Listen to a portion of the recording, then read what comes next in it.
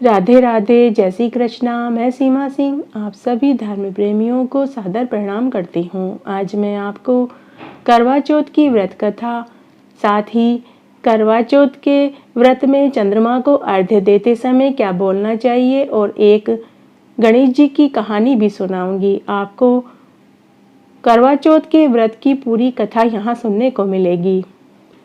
आप सभी को करवा चौथ की ढेरों शुभकामनाएं। आइए अब हम करवा चौथ की कहानी सुनते हैं। एक गांव में एक साहूकार के 7 बेटे और एक बेटी थी। साहूकार के 7 बेटों और बेटी का विवाह हो चुका था। बेटी की जब पहली करवा चौथ आई तो वह करवा चौथ का व्रत करने के लिए मायके में आई हुई थी। साहूकार के सभी बेटे अपनी बहन के साथ ही भोजन करते थे। उस दिन जब करवा चौथ का व्रत था, तब सभी भाई शाम को घर आए और घर आने के बाद उन्होंने अपनी बहन को भोजन खाने के लिए बुलाया। लेकिन बहन ने कहा कि भाई, आज तो मेरा करवा चौथ का व्रत है, इसलिए रात्रि में जब चांद उगेगा मैं खाना तब ही खाऊंगी। भाइयों ने सोचा कि अगर हमारी बहन भूखी रहेगी तो उसकी तबीयत खराब हो जाएगी, इसलिए एक भाई ने दिया लिया, एक भाई ने छलनी ली और पहाड़ी पर चढ़ गए। दिया जलाया, दियों को छलनी से ढक दिया और घर आकर बहन से बोले कि बहन, चांद उग आया है, अर्घ दे दो और खाना खा लो।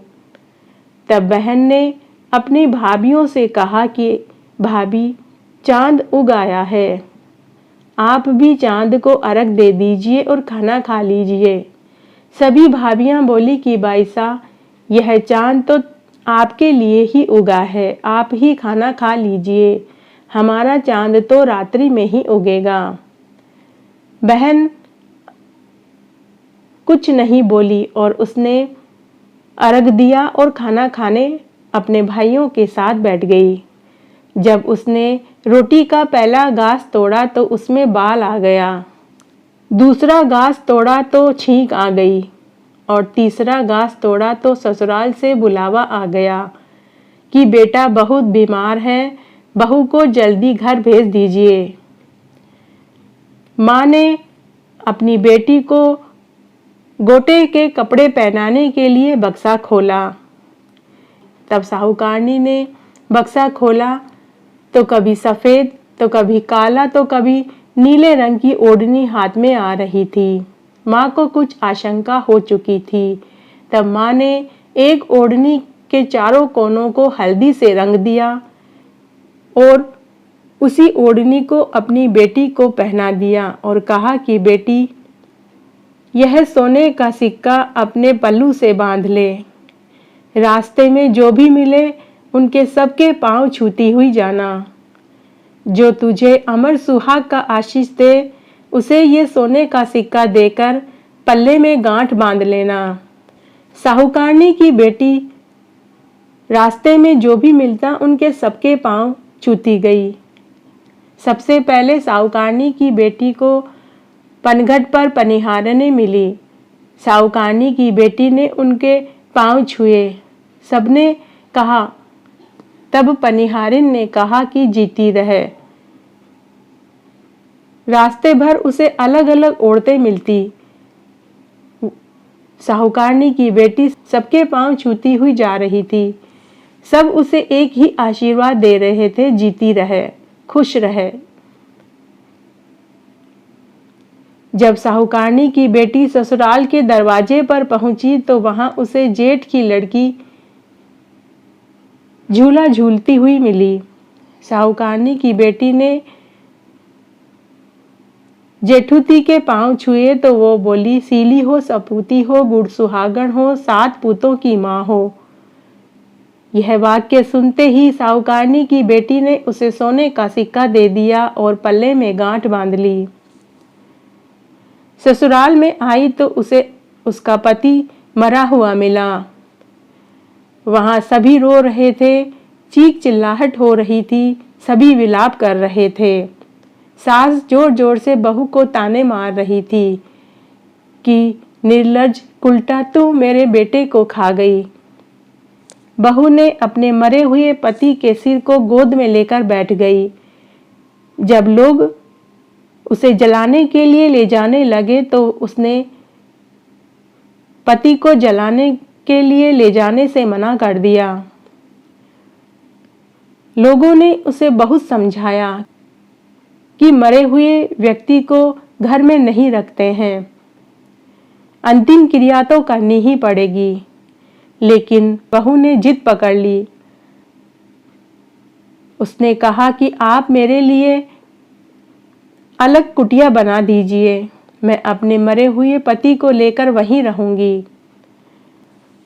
तब सास ससुर ने बहू को एक झोपड़ी बनाकर दे दी। बहू अपने मरे हुए पति को लेकर झोपड़ी में रहने लगी। रोज सास बची कुची ठंडी बासी रोटी नौकरानी के साथ भेज देती और कहती कि जा मुर्दा सेवनी को रोटी दे आ। बहू अपने मरे हुए पति की सेवा करती रही। कुछ समय के बाद माघ मास की तिलचौथ आई। तब तिलचौथ माता ने कहा कि भाइयों की प्यारी करवा ले, दिन में चांद देखने वाली करवा ले, करवा ले, करवा ले, बिड़ला बाई करवा ले। तब साहूकार की बेटी बोली कि हे चौथ माता, मेरा सुहाग उजड़ गया है, आपको ही इसको बनाना पड़ेगा। मेरे पति को आप ही जीवित करेंगे, आपको मेरा पति जीवित करना ही पड़ेगा। मुझे मेरी गलती पर बहुत पश्चाताप है, मैं आपसे अपनी गलती की माफ़ी मांगती हूँ। तब माही चौथ माता बोली कि मेरे से बड़ी बैसाख की चौथ आएगी, वही तुझे सुहाग देगी। इस तरह फिर 4 महीने बीत गए और फिर वापस बैसाख की चौथ आई। बैसाख की चौथ आई तो बहू बैसाख की चौथ के पांव पकड़ लेती है और कहती है कि हे माँ, आप मेरा सुहाग मुझे लौटाइए। बैसाख की चौथ ने कहा कि मुझसे बड़ी भादवे की चौथ आएगी, वही तुझे सुहाग देगी। तो भादुड़ी चौथ माता ने बहू से कहा, करवा ले बिड़ला बाई करवा ले, दिन में चांद देखने वाली बिड़ला बाई करवा ले, व्रत भांडनी करवा ले। तब बहू भादवे की चौथ माता के पांव पकड़ लेती है और कहती है कि हे चौथ माता, आप मेरे ऊपर कृपा कीजिए, आपको मेरा पति जीवित करना ही पड़ेगा। हे चौथ माता, मुझसे बहुत बड़ी भूल हुई है, मैं अपनी गलती की आपसे माफ़ी मांगती हूँ, मुझे इतनी बड़ी सजा मत दीजिए। तब भादवे की चौथ ने कहा कि पुत्री, मेरे से बड़ी कार्तिक की चौथ आएगी, वही चौथ माता तुझसे नाराज है, तूने उन्हीं का व्रत खंडित किया है, तू उनके पैर पकड़ लेना, वही तेरे पति को जिंदा कर सकती है। फिर कुछ महीनों के बाद कार्तिक का महीना आया। स्वर्ग से चौथ माता उतरी। चौथ माता ने गुस्से से बहू से कहा, भाइयों की बहन करवा ले, दिन में चांद देखने वाली बिड़ला बाई करवा ले, व्रत भांडनी करवा ले।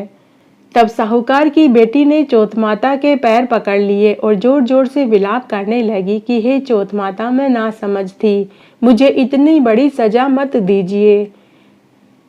तब चौथ माता बोली कि मेरे पैर क्यों पकड़ती है? तब वह बोली कि हे चौथ माता, आप सबकी माता हैं, मैं आपकी पुत्री के समान हूँ, मेरी बिगड़ी आपको ही बनानी पड़ेगी, आपको मेरा सुहाग देना ही पड़ेगा, क्योंकि आप तो जगत की माता हैं, सबकी इच्छा पूरी करने वाली हैं।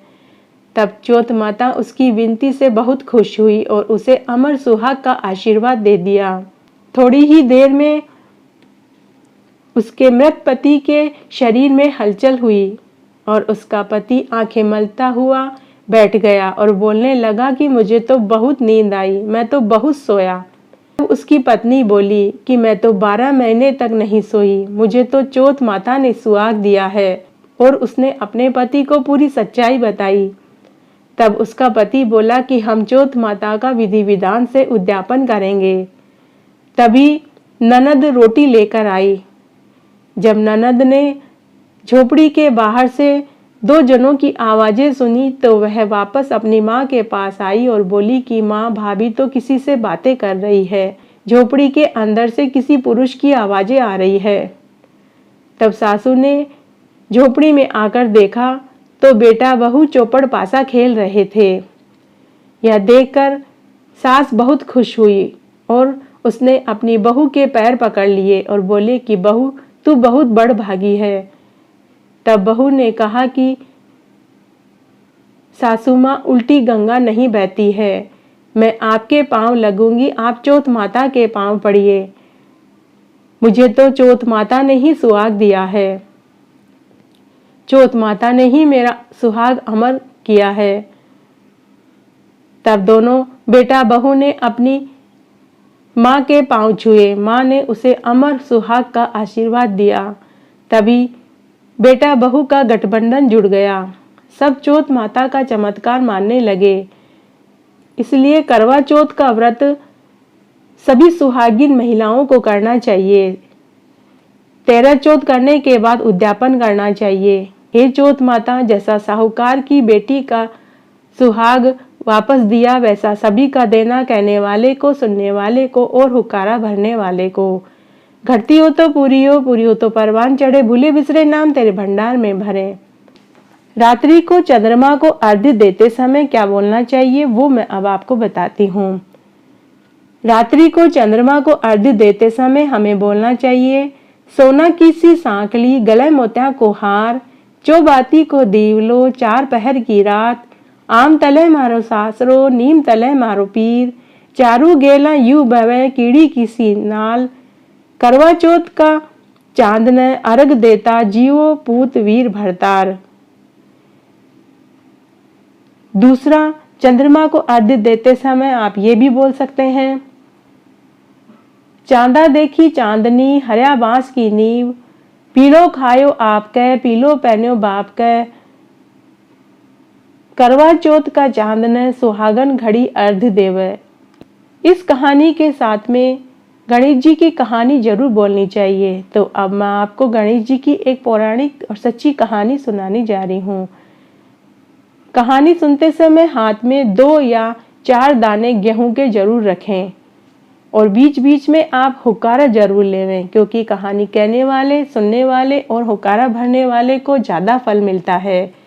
आइए अब हम गणेश जी की पौराणिक कहानी सुनते हैं। एक गांव में एक अंधी बुढ़िया माई थी। उसके एक बेटा बहू थे। वे लोग बहुत ही गरीब थे। बुढ़िया माई रोज गणेश जी की पूजा करती थी। एक दिन गणेश जी भगवान उसकी पूजा से प्रसन्न हुए और उसे स्वप्न में आकर कहा कि बुढ़िया माई, मैं तेरी पूजा से बहुत खुश हूं, तू कोई वर मांग ले। तब बुढ़िया माई ने कहा कि गणेश जी, मुझे तो वर मांगना नहीं आता। तब गणेश जी ने कहा, ठीक है, तू अपने बेटा बहू से पूछ ले।